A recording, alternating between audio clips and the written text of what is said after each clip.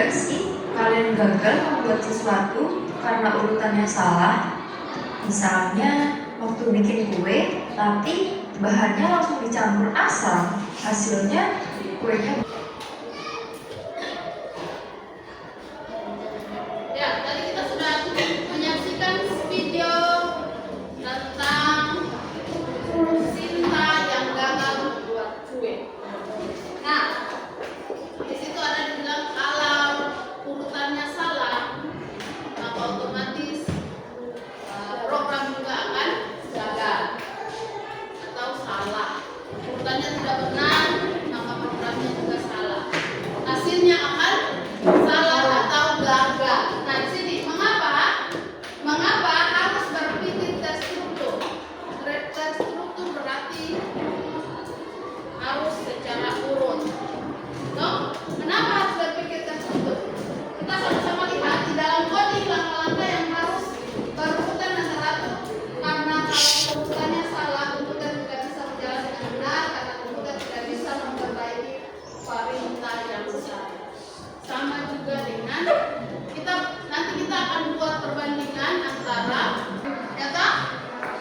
Nanti kita akan bandingkan.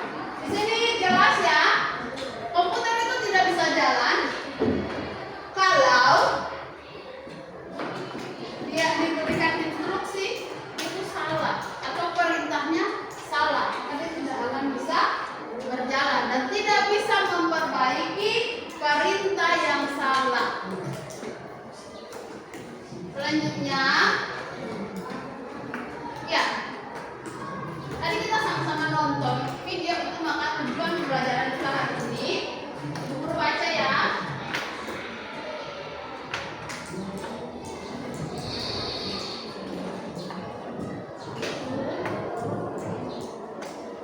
Ya, tujuan pembelajaran kita hari ini, setelah mempelajari materi ini, kalian diharapkan mampu menjelaskan pentingnya berpikir terstruktur dalam coding, menyusun langkah-langkah secara urut, dan menyebutkan akibat jika urutannya salah. Ya, anak-anak, guru akan membentuk 3 kelompok. Guru akan 4 kelompok. Guru akan sudah sesuai ini saja, kelompoknya sesuai yang ada ini saja. Ada 4 kelompok, kelompok 1, kelompok 2, kelompok 3, kelompok 4. Nah, di dalam kelompok ini kita akan berdiskusi. Tapi sebelum itu, ibu guru minta semuanya berdiri. Semuanya berdiri, ayo. Yang masih duduk semuanya berdiri.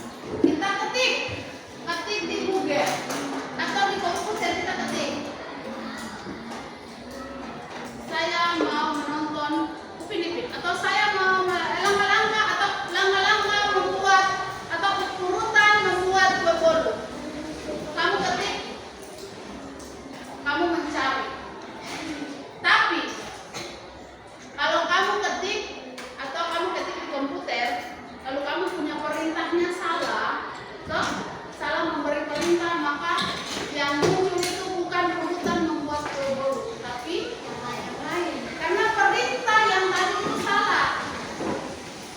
Jadi guru bilang bahwa komputer itu dia tidak bisa memperbaiki urutan kesalahan, tadi ya kan, tidak bisa memperbaiki. Dia hanya komputer itu hanya menjalankan perintah. Jadi perintah yang sesuai maka hasilnya juga akan benar, gitu? Sesuai. Jika kan kita salah perintah maka hasilnya juga akan salah. Ya, itu sehingga yang tadi guru bilang sampai dengan kita buat kue. Kalau kita tidak buat kue dengan dia punya urutan itu secara terstruktur, maka nanti kue-kuenya juga akan gagal. Tetapi kalau kita membuat kue itu dengan urutan secara terstruktur, maka kuenya akan berhasil. Salah urutan, gagal. Tetapi kalau urutannya benar, maka akan berhasil. Oke, kita lihat masing-masing kelompok silakan melihat pekerjaan hasil diskusi kerja kelompok. Kita akan lihat. Ya. Nah, ini yang tadi ya, panggang adonan di oven, masukkan telur dan gula, campur semua bahan dan aduk rata, kocok telur dan gula hingga mengembang. Masukkan tepung dan margarin cair. Ini langkah-langkah ini kita diminta untuk menyusun tadi ya. Tadi setiap kelompok sudah ya. Kita akan lihat langkah yang benarnya. Kita lihat di sini. Langkah yang benar adalah yang pertama,